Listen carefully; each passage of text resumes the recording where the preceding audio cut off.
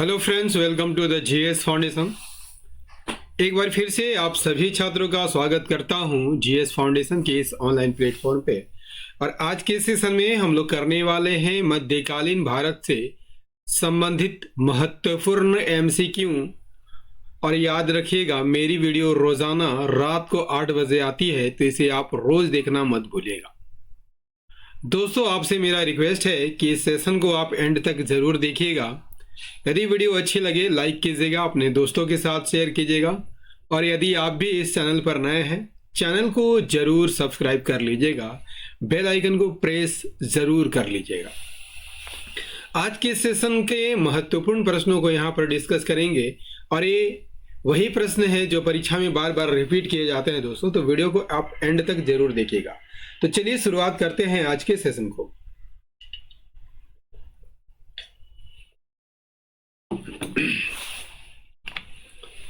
पहला सवाल आपके स्क्रीन पर है, कहता है कि भारत में तुर्की शासन की वास्तविक स्थापना किसने की थी? तुर्की शासन की वास्तविक स्थापना किसने की थी? राइट आंसर हो जाएगा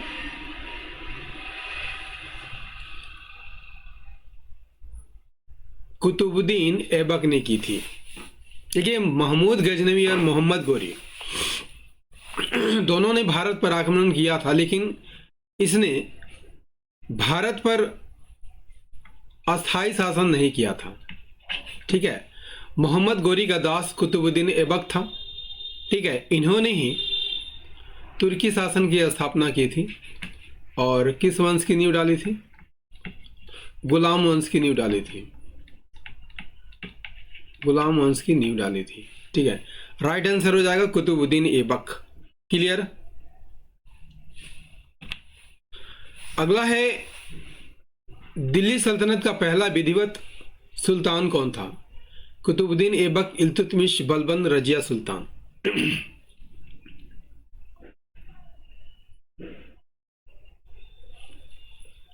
राइट आंसर हो जाएगा option A, Aibak.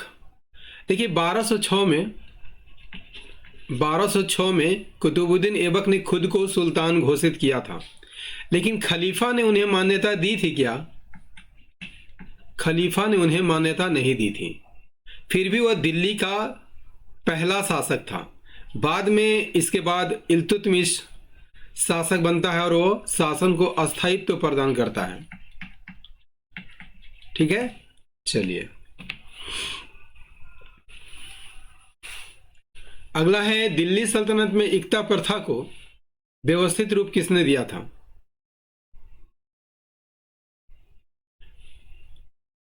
Right answer हो जाएगा ऑप्शन बी, इल्तुतमिश ने दिया था। दोस्तों, इक्ता क्या था? इक्ता प्रथा में सैनिकों और अधिकारियों को क्या दिया जाता था? वेतन के बदले जो है भूमि दिया जाता था। ठीक है, और इसी भूमि को क्या कहा जाता था? इक्ता कहा जाता था। राइट। और इल्तुतमिश ने इसे नियमित रूप से प्रशासनिक व्यवस्था का अंग बना दिया था। इक्तादार भूमि से कर वसूलते थे और अपना खर्चा निकालते थे। क्लियर? इससे प्रशासन और सेना दोनों मजबूत हो गई। क्लियर? अगला क्या है? अगला है, लौह एवं रक्त की नीति किस सुल्तान से संबंधित है? राइट आंसर हो जाएगा बलबन से संबंधित है। दोस्तों, बलबन का मानना था कि राजा को कैसा होना चाहिए? कठोर होना चाहिए, शक्तिशाली होना चाहिए और भय उत्पन्न करने वाला होना चाहिए। ठीक है, इसी कारण जो है विद्रोहियों में भय पैदा करने के लिए उन्होंने अत्यंत सख्त नीति अपनाई थी। न्याय कठोर बना दिया था, दंड व्यवस्था को भी कठोर बना दिया था, और इसी कारण लौह एवं रक्त की नीति वह लाया था। उसने सुल्तान की गरिमा को बढ़ाने के लिए सिजदा और पावोस की पत्ती लाई थी। ठीक है, सिजदा मतलब क्या हुआ? सर झुकाना, और पावोस माने पैरों को चूमना। क्लियर? चलिए अगला है, बाजार नियंत्रण नीति किस सुल्तान ने लागू की थी? बाजार नियंत्रण। राइट आंसर हो जाएगा अलाउद्दीन खिलजी ने लागू की थी। दोस्तों अलाउद्दीन खिलजी की बात कर लिया जाए तो अलाउद्दीन खिलजी के पास काफी बड़ी और शक्तिशाली सेना थी, जिनको वेतन देना होता था। ठीक है, इसी कारण जो है उसने बाजारों को पूरी तरह से जो है व्यवस्थित कर दिया था। उसने बाजार में जितने भी संसाधन थे, जैसे अनाज, कपड़ा, घोड़े, ठीक है, सभी का मूल्य निश्चित कर दिया था। ठीक है, और जमाखोरी पर वह क्या लगाता था? दंड लगाता था। ठीक है, कर बचाने वालों को, ठीक है, मौत की सजा देता था। कर बचाने वालों की मौत की सजा देता था। ठीक है, और यह नीति जो है मध्यकालीन भारत की सबसे कठोर नीति मानी जाती है। अगला क्या है? तांबे की टोकन मुद्रा किस सुल्तान ने चलाई थी? राइट आंसर हो जाएगा मोहम्मद बिन तुगलक ने चलाई थी। और मोहम्मद बिन तुगलक, यदि आपसे पूछ लिया जाए टोकन मुद्रा किस देश से प्रभावित होकर चलाई थी? चीन से प्रभावित होकर चलाई थी। और ये टोकन मुद्रा किसकी बनी होती थी? तांबे और पीतल की बनी होती थी। तांबे और पीतल की बनी होती थी। लेकिन जनता ने क्या किया? जनता ने इन्हीं तांबे और पीतल के नकली जो है सिक्के ढालने लगे। ठीक है, और राज्य का खजाना क्या हो गया? राज्य का खजाना खाली हो गया।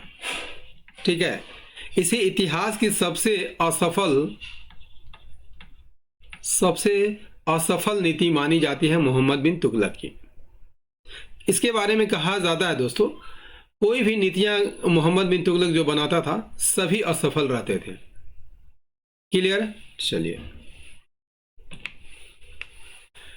नेक्स्ट क्या है? राजधानी दिल्ली से दौलताबाद स्थानांतरित करने वाला शासक कौन था? राइट आंसर हो जाएगा मोहम्मद बिन तुगलक था। इसका उद्देश्य क्या था? दक्षिण भारत पर नियंत्रण। कहा? दक्षिण भारत पर नियंत्रण करना इसका उद्देश्य था। मंगोल आक्रमण से सुरक्षा का भी उद्देश्य था। दिल्ली की जनता को जबरन जो है दिल्ली से दौलताबाद भेजा गया। बाद में यह निर्णय जो है उसे वापस लेना पड़ा। इससे जनता को क्या हुआ? जनता को भारी कष्ट हुआ। ठीक है, यानी ये नीति भी उसकी असफल रही। राइट? चलिए अगला है, भू राजस्व व्यवस्था में सुधार किसने किया था? भू व्यवस्था में सुधार किसने किया था? राइट आंसर हो जाएगा शेरशाह सूरी ने किया था। शेरशाह सूरी ने इसके लिए क्या किया था? भूमि की माप करवाई थी।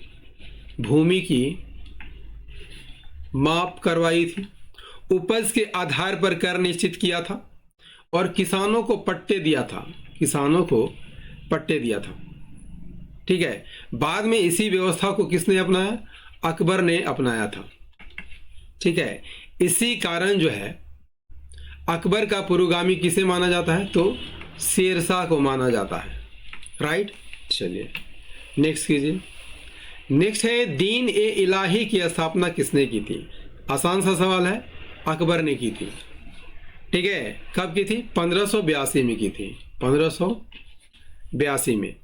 यह कोई धर्म नहीं था दोस्तों, एक नैतिक संप्रदाय था जिसमें विभिन्न धर्मों के अच्छे अच्छे गुणों को लिया गया था। इसका उद्देश्य क्या था? धार्मिक सहिष्णुता को बढ़ाना इसका उद्देश्य था। लेकिन बहुत कम लोग इसमें शामिल हुए थे। दीन इलाही को मानने वाला एकमात्र हिंदू कौन था? बीरबल था। बीरबल। और इसका प्रवर्तक कौन था? अबुल फजल। राइट? चलिए नेक्स्ट क्या है? जजिया कर को समाप्त करने वाला पहला शासक कौन था? जजिया कर को समाप्त करने वाला शासक कौन था? राइट आंसर हो जाएगा अकबर। ठीक है, अकबर ने जजिया कर को समाप्त कर दिया था। और ये जजिया कर किससे लिया जाता था? गैर मुस्लिमों से लिया जाता था, गैर मुस्लिमों से लिया जाता था। ठीक है, बूढ़े बच्चे, बीमार, ब्राह्मण से यह कर नहीं लिया जाता था। लेकिन सल्तनत काल में फिरोज शाह तुगलक ने ब्राह्मणों से भी यह कर वसूला था। बाद में जो है औरंगजेब ने 1679 में इसे फिर से लागू कर दिया था। क्लियर? चलिए अगला कर लीजिए। पानीपत का प्रथम युद्ध किसके बीच लड़ा गया था? पानीपत का प्रथम युद्ध बाबर और इब्राहिम लोदी के बीच लड़ा गया था। कब लड़ा गया था? 21 अप्रैल 1526 को लड़ा गया था। ठीक है, और इस युद्ध में बाबर ने किसका प्रयोग किया था? तोप खाने का प्रयोग किया था।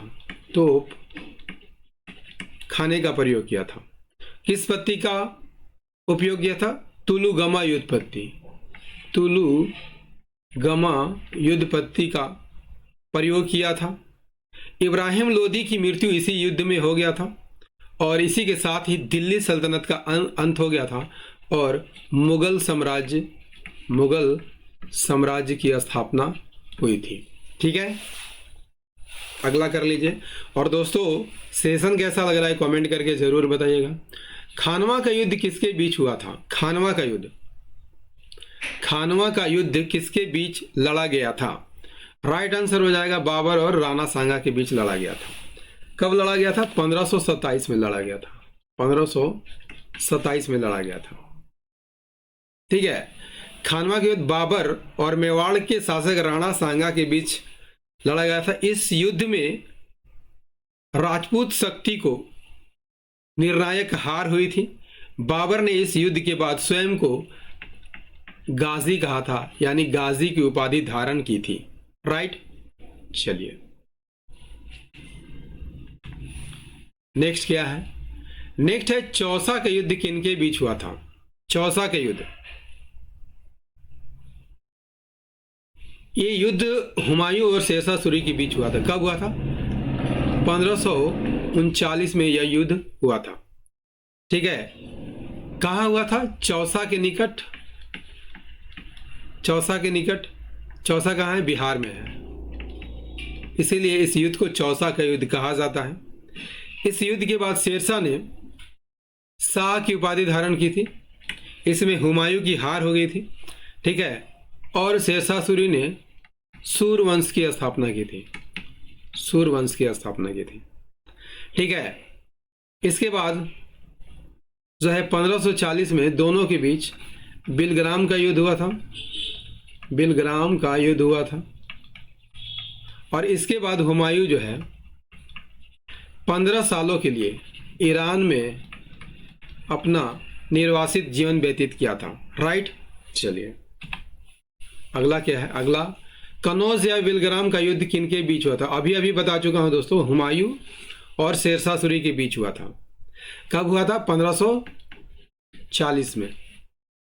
इस युद्ध में हुमायूं ने शेरशाह को दूसरी बार पराजित किया था और इसी के बाद हुमायूं को भारत छोड़कर कहाँ जाना पड़ा था? ईरान जाना पड़ा था और वहां पर 15 साल निर्वासित जीवन बिताया था। ठीक है, 1555 में वह फिर से दिल्ली की गद्दी प्राप्त कर लेता है सूरवंश के अंतिम शासक को हराकर। ठीक है, लेकिन एक वर्ष के बाद ही 1556 में ही उसकी दीनपनाह भवन के पुस्तकालय का नाम क्या था? शेर मंडल की सीढ़ियों से गिरकर उसकी मौत हो जाती है। ठीक है, इसके बारे में लेनपुल ने क्या कहा दोस्तों? लेनपुल ने हुमायूं के बारे में कहा है कि वह लड़खड़ाते ही इस धरती पर आया था और लड़खड़ाते ही इस दुनिया से चला गया। किसने कहा था? तो लेनपुल ने कहा था। इंपॉर्टेंट कथन है, याद कर लीजिएगा। अगला है द्वितीय पानीपत का युद्ध कब और किन के बीच हुआ था? 1526 में बाबर और इब्राहिम के बीच। ये तो पानीपत का प्रथम युद्ध है, पानीपत का पहला युद्ध। 1556 अकबर और हेमू, ये पानीपत का दूसरा युद्ध है। तो राइट आंसर क्या हो जाएगा? Option B. 1556 में अकबर और हेमू के बीच पानीपत की दूसरी लड़ाई होती है। 1761 में अहमद शाह अब्दाली और मराठों के बीच पानीपत का तृतीय युद्ध होता है। राइट। दोस्तों, मध्यकालीन भारत का ये सेशन आपको कैसा लगा कमेंट करके जरूर बताइएगा। यदि सेशन पसंद आया हो तो लाइक कीजिएगा, इसे अपने दोस्तों के साथ शेयर कीजिएगा, और यदि आप भी इस चैनल पर नए हैं चैनल को जरूर सब्सक्राइब कर लीजिएगा, बेल आइकन को प्रेस करना मत भूलिएगा। मिलते हैं अगले सेशन में ज्योग्राफी के प्रश्नों के साथ। तब तक के लिए जय हिंद, धन्यवाद।